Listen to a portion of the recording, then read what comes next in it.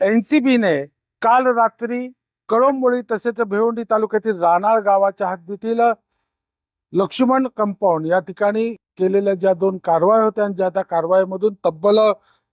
1,745 कोटी रुपये किमतीचे 349 किलोग्राम वजनाचं कोकीन जप्त केलेलं आहे। आपण जर पाहिलं तर एनसीबीने ही जी मोठी कारवाई केलेलं मोठं यश आहे, ज्या माध्यमातून आंतरराष्ट्रीय पातळीवरील हे जे अंमली पदार्थ विक्रेत्यांचं मोठं जाळं उद्ध्वस्त केलेलं आहे। आपण जर पाहिलं तर या ठिकाणी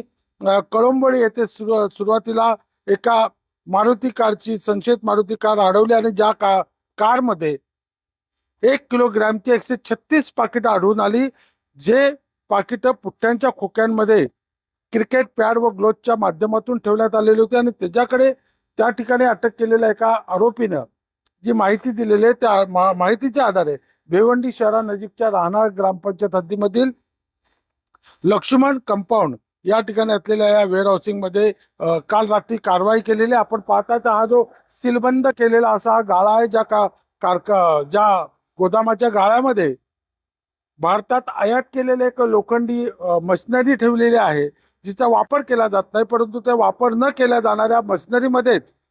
या ठिकाणी 213 1 किलोग्रामची पॉकेट्स जे आहेत या ठिकाणी कोकेनचे लपून ठेवलेले होते, जे कप्पे केलेले होते त्या मशीनच्या पोकळीमध्ये जे कप्पे केलेले होते त्यामध्ये या ठिकाणी मोठ्या प्रमाणात माल लपून ठेवलेला होता। एकूणच जर आपण पाहिलं तर या कारवाईनंतर देशाचे प्रधानमंत्री नरेंद्र मोदी, गृहमंत्री अमित शाह यांनी सुद्धा एनसीबी पथकाचं अभिनंदन केलेलं की ज्या माध्यमातून आंतरराष्ट्रीय स्तरावरील अंमली पदार्थांची एक मोठं कारवाई उघडकीस आणलेली आहे। ज्या कारवाईला व्हाईट स्ट्राईक असं नाव दिलेलं आहे आणि या कारवाईच्या माध्यमातून भिवंडी तालुक्यातील एक मोठा साठा कोकेनचा आढळून आलेला आहे। भिवंडी तालुक्यातील या गोदाम पट्ट्यामध्ये यापूर्वी सुद्धा मोठ्या प्रमाणावरती वेगवेगळे अंमली पदार्थ असतील, रासायनिक पदार्थ असतील यांचा साठा आढळून आलेला आहे आणि या संपूर्ण परिसरामध्ये गोदाम पट्ट्यामध्ये नक्की गोदामात कोणता माल साठवला जातोय याची माहिती नसल्यामुळे स्थानिक पोलीस सुद्धा गाफील राहिलेले आहेत। भिवंडीहून संजय भोईर, TV9 मराठी।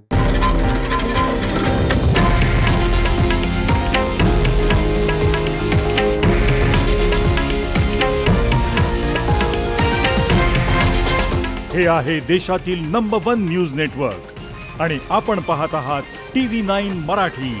एकमेव।